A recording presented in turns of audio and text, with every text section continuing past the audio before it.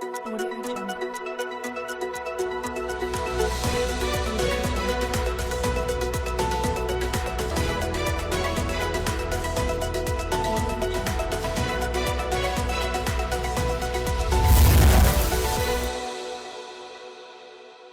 नमस्कार, आप देख रहे हैं अलवर न्यूज में हूं आपके साथ रुचि सोलंकी। रुक कर लेते हैं आज की कुछ प्रमुख सुर्खियों पर।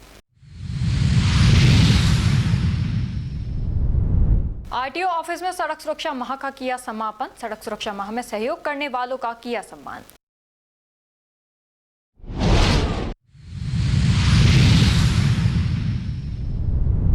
नगर निगम की कचरा गाड़ी की टक्कर से बाइक सवार हुआ घायल, पुलिस ने शुरू की जांच पड़ताल।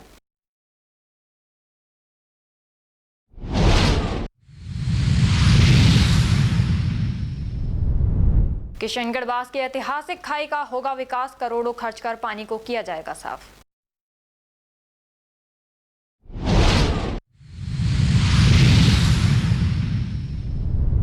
नलों में 1 महीने से गंदा पानी आने से कॉलोनी वासी हुए परेशान। मनुमार्ग हाउसिंग बोर्ड कॉलोनी वासियों ने जलदाय विभाग पर लगाया अनदेखी का आरोप।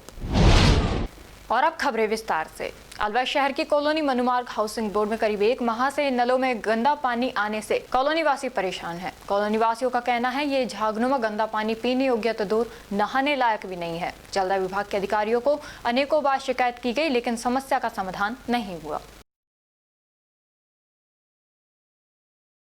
अलवर प्रादेशिक परिवहन कार्यालय में सड़क सुरक्षा माह का समापन समारोह आयोजित किया गया। डीटीओ सविता भारद्वाज ने बताया कि समापन समारोह में सड़क सुरक्षा माह के दौरान सहयोग करने पर उन्हें हेलमेट और शील्ड देकर सम्मानित किया गया। उन्होंने बताया कि सुजल सहेली महासंघ ने माह के दौरान गांव जाकर आमजन को नुक्कड़ नाटकों से यातायात नियमों की जानकारी देकर जागरूक किया। वहीं यातायात पुलिस, शहर और ग्रामीण का भी सहयोग बेहतर रहा। इसके अलावा एनजीओ का भी सम्मान किया गया। मैं डीटीओ सविता भारद्वाज अलवर पोस्टेड हूँ। हमने कल सड़क सुरक्षा माह का समापन कार्यक्रम किया था आरटीओ ऑफिस में, जिसमें हमने समस्त विभाग और स्टेक होल्डर्स, जो भी एनजीओस, प्राइवेट कंपनी सब शामिल थे, और जिन्होंने पूरे सड़क सुरक्षा माह के दौरान सड़क सुरक्षा गतिविधियों में हमारे साथ योगदान दिया, उन्हीं सभी को हमने प्रशस्ति पत्र देकर, शील्ड और हेलमेट देकर सम्मानित किया गया था। पूरे फंक्शन में जो लाइमलाइट थी वो सुजल सहेली महासंघ की गतिविधियां थी, जिन्होंने अपने क्षेत्र में हमेशा सड़क सुरक्षा के साथ उसको प्रोत्साहित करने के लिए विभिन्न स्कूल में जाकर समझाइश का कार्यक्रम करते रहे, और साथ ही नुक्कड़ नाटक के माध्यम से भी पंचायत समिति और गाँव में जाकर जागरूकता फैलाते रहे। उन्होंने भी कल यहाँ पे प्रोग्राम किया था। साथ ही BLS ट्रेनिंग के लिए रेड क्रॉस सोसाइटी से आए थे, उन्होंने भी इसमें ट्रेनिंग दी सबको कि कभी भी किसी के साथ सड़क पे कोई दुर्घटना हो जाए तो किसी की जान कैसे बचाई जा सकती है। इसके अलावा जो अशोक लेलैंड और मेट्सो ग्रुप थे, उनको वो भी शामिल थे, जो कि लगातार ही सड़क सुरक्षा में विभिन्न स्कूल में पूरे अलवर में जाकर और जागरूकता फैलाने का काम कर रहे हैं। तो ये कुछ नई गतिविधियां पूरे माह के दौरान विभाग के द्वारा की गई। इसमें बहुत सहयोग हमें पुलिस, एडिशनल साहब शरण साहब और TI अलवर, दोनों शहर और ग्रामीण, PWD और एजुकेशन डिपार्टमेंट के DO, और साथ ही CMHO साहब का भी मिला, जिन्होंने मेडिकल कैंप लगाकर ड्राइवर्स की और स्पेशली बाल वाहिनी ड्राइवर्स की आंखों के चेकअप करवाए, और निःशुल्क चश्मे भी हमारे द्वारा वितरित किए गए। शहर में एडिशनल साहब और TI साहब, उन्होंने पूरे कार्य माह के दौरान जन जागरूकता फैलाने में हमारे साथ पूरा सहयोग किया।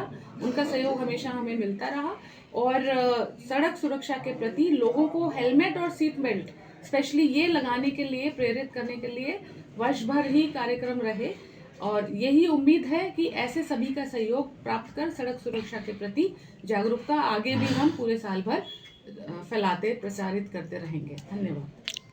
योग भवन कालाकुआ हाउसिंग बोर्ड अलवर में पतंजलि योग पीठ हरिद्वार के निर्देश की अनुपालना में आवश्यक बैठक हुई, जिसमें सर्वसम्मति से ओम प्रकाश शर्मा को पतंजलि योग समिति भारत स्वाभिमान का जिला सोशल मीडिया प्रभारी का दायित्व दिया गया।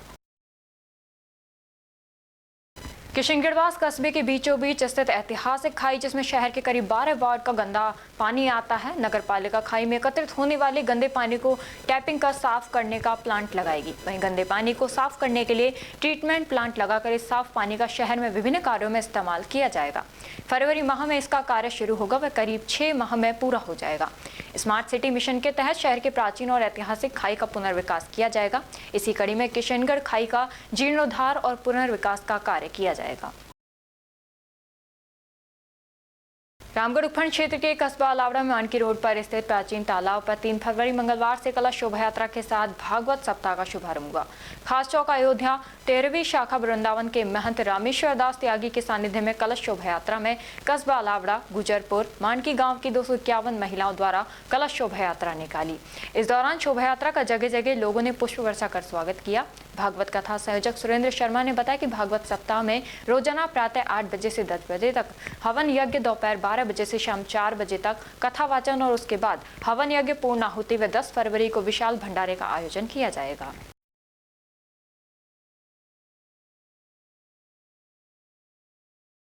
अलवर शहर के आइसर फैक्ट्री के पास नगर निगम की कचरा उठाने वाली गाड़ी ने पीछे से एक बाइक सवार को टक्कर मार दी, जिससे बाइक सवार युवक सड़क पर गिर गया और गंभीर रूप से घायल हो गया। घटना की सूचना मिलते ही परिजन मौके पर पहुंचे और घायल को तुरंत अलवर जिला अस्पताल लेकर आए, जहां उसका उपचार जारी है। घायल की पहचान रविंदर के रूप में हुई है, जो बहाला का निवासी बताया गया है और मजदूरी के लिए अलवर शहर आया हुआ था। परिजनों ने बताया कि हादसे में रविंदर के सिर पर गहरी चोट आई है। फिलहाल उसकी हालत पर डॉक्टर नजर बनाए हुए हैं। परिजनों ने पूरे मामले में पुलिस में मुकदमा दर्ज कराने की बात कही है। पुलिस ने घटनास्थल की जानकारी जुटाकर जांच शुरू कर दी है। सर रविंद्र नाम है, रहने वाला है या किसके इसके भाड़ा के निवासी है। भाड़ा के भाड़ा जी। क्या घटना हुई है? सर पीछे से ये जा रहे थे इस रोड पे, कचरे का टेम्पो आए थे, उसने पीछे से मारी टक्कर, तो घनी देर थोड़ी घिसड़ ले गई इनको। अच्छा, जी सर जी। कितनी दूर घिसट लगी? करीब करीब 10-20 कदम घिसड़े हैं। 20 कदम। जी सर। फिर आपको कब सूचना लगी? सर हमको बाद में लगे थे, मेरे को 1-1.5 घंटे बाद में। कोई भी नहीं पहुंचा था, ना तो पुलिस पहुंची थी, ना एम्बुलेंस पहुंची थी, कोई नहीं। या कैसे लेके आए? सर दूसरे के जो पड़ोसी है उसकी बाइक लेके आए, जो उसकी मांग करी, जो उसको लिया था। क्या लेके आए? जी सर। कितनी चोट आई उनके? सिर में चोट है, कान में खून आ रहे हैं, नाक में भी आ रहे हैं सर। बेहोश बिल्कुल। सर में चोट आई। जी सर जी। किसने टक्कर मारी ये पता लगा? ये अपने टेम्पो है, कचरे वाले जाते हैं जो अपने। कचरे वाला? जी कौन सर सा जी। वाला? इधर आइसर फैक्ट्री के पास में। ये नगर निगम के जी चलते जी जी जी हैं? जी। आपका नाम क्या है? नाम कल्लू राम है सर। विश्वविद्यालय अनुदान आयोग द्वारा हाल ही में अधिसूचित नई नियमावली विनियम 2026 के विरोध में राजस्थान ब्राह्मण महासभा एवं स्वर्ण समाज ने परशुराम भवन में बैठक आयोजित कर कड़ा आक्रोश जताया। बैठक के बाद प्रधानमंत्री के नाम जिला कलेक्टर को ज्ञापन सौंपकर नियमावली को वापस लेने की मांग की गई। वक्ताओं ने आशंका जताई कि नई नियमावली से उच्च शिक्षा संस्थानों में सामाजिक समरसता प्रभावित होगी और सामान्य वर्ग के विद्यार्थियों में भय एवं हीन भावना उत्पन्न होगी। समाज ने सरकार से सभी वर्गों के लिए समान व न्याय संगत संशोधित नियमावली लागू करने की मांग की। इस अवसर पर सैकड़ों लोग उपस्थित रहे। यूजीसी विनियम 2026 का जो नई गाइडलाइंस है, इस गाइडलाइंस के विरोध में हम सभी ब्राह्मण समाज एकत्रित होकर परशुराम भवन में पहले हमने बैठक का आयोजन किया और बैठक पर इन सभी ब्राह्मण भाइयों ने इसका विरोध करके और आज हम जो ये ज्ञापन कलेक्टर के द्वारा प्रधानमंत्री को दिया जा रहा है, इस यूजीसी के बारे में मैं संक्षिप्त में बताऊं कि इस कानून से लागू होने से हमारे ब्राह्मण वर्ग में और सभी स्वर्ण वर्ग में बच्चों के साथ जो अहित होगा और एक वो अहित जो हमारे स्वर्ण समाज के लिए भस्मासुर साबित होगा आने वाले समय में। और इस कानून के तहत विद्यार्थियों में जो एक जहर घोलने का काम किया गया है सरकार के द्वारा और यूजीसी के द्वारा, इसकी हम निंदनीय कड़ी निंदा करते हैं। और इसके में जो ये कानून जो इक्विटी कमेटी जो बनी है, ये पूर्ण रूप से संवैधानिक नहीं है, क्योंकि इस कमेटी के जो मेंबर हैं और पदाधिकारी हैं उसमें कहीं पर भी सामान्य वर्ग के लोगों का प्रतिनिधित्व शामिल नहीं है। इसलिए ये इक्विटी कमेटी जो है अपने आप में पूर्ण रूप से संवैधानिक नहीं है। इससे हमारे समाज के लोगों का या स्वर्ण समाज के लोगों का कहीं भी नेतृत्व नहीं लिया गया इसमें। और इस कमेटी के माध्यम से जो SC, ST, OBC और विकलांग एवं महिला का नेतृत्व किया गया इस कमेटी में। और इस कमेटी के माध्यम से जो बच्चे जो शिकायत करेंगे वो भी इन्हीं वर्ग के बच्चे जो है शिकायत करेंगे। हमारे सामान्य वर्ग के बच्चों का शिकायत का मौका भी नहीं दिया और ना ही हम परिवाद इसमें पेश कर सकते। तो ये कानून एक भेदभावपूर्ण है और हमारे साथ अन्याय है, पूरे समाज के साथ अन्याय है। इस कानून को हम वापस करा के रहेंगे। और आज हम कलेक्टर साहब के माध्यम से जो ज्ञापन दिया है उसमें संपूर्ण विस्तृत जानकारी दी है। ऐसे कानून को हम चलने नहीं देंगे। जो सुप्रीम कोर्ट ने हमारे इस विरोध के उपलक्ष्य में जो हमारे भाइयों ने एक रिट याचिका दायर की थी, उस रिट में सुप्रीम कोर्ट के चीफ जस्टिस माननीय सूर्यकांत जी और उनकी पीठ ने 19 मार्च तक इस पर जो है इंटरिम आदेश जारी किया है और UGC अध्यक्ष एवं भारत सरकार को नोटिस तलब किया है कि अपना जवाब 19 तारीख तक जो है दें। और मैं ये कहूँगा कि ये कानून सभी वर्गों को जोड़ कर नहीं चलने वाला, भाईचारे को समाप्त कर रहा है। इसलिए समता हमारे बीच में एक भेदभावपूर्ण भाव पैदा कर रहा है। तो मैं चाहता हूँ कि ये कानून जो है पूरे समाज चाहता है, सभी स्वर्ण वर्ग चाहते हैं कि इस कानून को वापस लिया जाए। अगर ये 19 तारीख तक वापस नहीं लिया गया तो मैं आज ये घोषणा करता हूँ 19 के बाद हम जन आंदोलन भी करेंगे और सड़कों पर भी आएंगे और इसको वापस करा के रहेंगे। राष्ट्रीय स्वर्ण दल के अलवर जिला अध्यक्ष पद पर ज्योतिष आचार्य महेश शर्मा को मनोनीत किया गया है। दल के राजस्थान प्रदेश अध्यक्ष बेनी प्रसाद लाटा द्वारा पार्टी के प्रदेश मुख्य संरक्षक देशबंधु जोशी की अभिशंसा पर राष्ट्रीय अध्यक्ष डॉक्टर RC गुप्ता राष्ट्रीय संगठन की अनुमति से वर्तमान आरक्षण व्यवस्था के विरुद्ध पिछले 1 दशक से अधिक समय से सक्रिय कार्य कर रहे ज्योतिष आचार्य महेश शर्मा को अलवर जिले संगठन को पुनर्गठन कर सक्रिय करने की जिम्मेदारी दी गई है। यथाशीघ्र जिला कार्यकारिणी व तहसील कार्यकारिणियों का गठन दल के सदस्यता अभियान को चलाया जाएगा।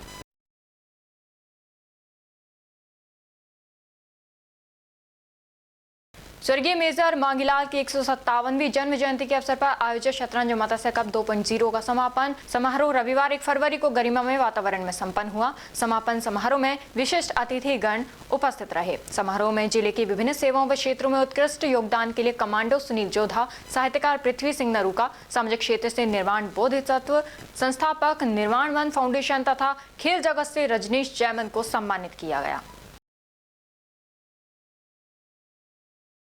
और अब खबरों में वक्त हो चला है एक छोटे से ब्रेक का। ब्रेक के बाद जल्द लौटेंगे, तब तक आप बने रहिए अलवर न्यूज के साथ। पोथी कलम प्ले स्कूल, जी हाँ प्ले स्कूल, जहाँ से बच्चों के उज्जवल भविष्य की शुरुआत होती है, जहाँ पर न सिर्फ शिक्षा बल्कि संस्कारों के साथ साथ बच्चों के संपूर्ण विकास को बढ़ावा दिया जाता है, जहाँ बच्चों के छोटे मन को आकार देने के लिए कुछ प्ले ग्रुप एक्टिविटीज जैसे alphabets recognition, number recognition, oral counting, basic GK, drawing basic strokes, colouring, crafting, rhymes with action जैसे एक्टिविटीज बच्चों को करवाए जाते हैं, जहां एक्टिविटीज के साथ साथ बच्चों के खाने पीने से लेकर रेस्ट रूम तक की सभी सुविधाएं उपलब्ध हैं, जिन पर पूरी तरह ध्यान दिया जाता है।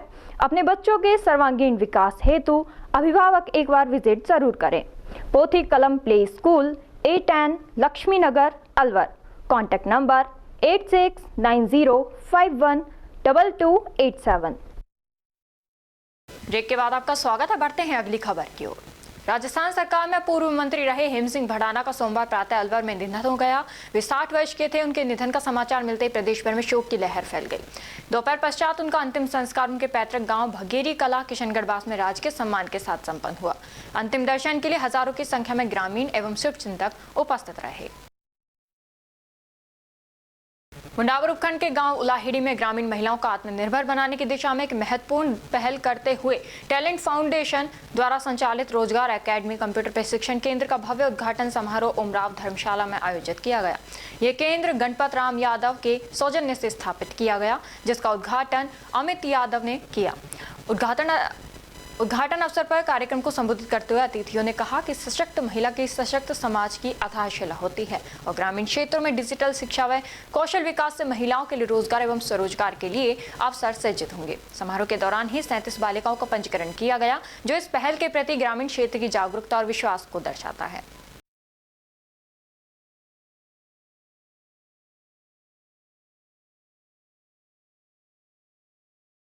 मतदाता सूची का विशेष पुनरीक्षण अभियान के दौरान देश की विपक्षी पार्टी ने काफी बवाल किया था, लेकिन उस बवाल को राजनीतिक रूप देकर मामले को भुना नहीं पाई। कांग्रेसी नेताओं ने आरोप लगाया था कि मोदी सरकार वास्तविक मतदाताओं या विशेष वर्ग के लोगों को नाम काटकर अपने वोट बैंक को मजबूत कर रही है, जबकि सच्चाई ये थी कि निर्वाचन आयोग ने भारत के असल मतदाताओं का आंकड़ा जानने के लिए SIR करवाया था। खैर, BLO की घोर लापरवाही का मामला पंचायत समिति रामगढ़ का है। दरअसल राजस्थान निर्वाचन आयोग ने पंचायती राज चुनाव के लिए वार्डों का परिसीमन किया।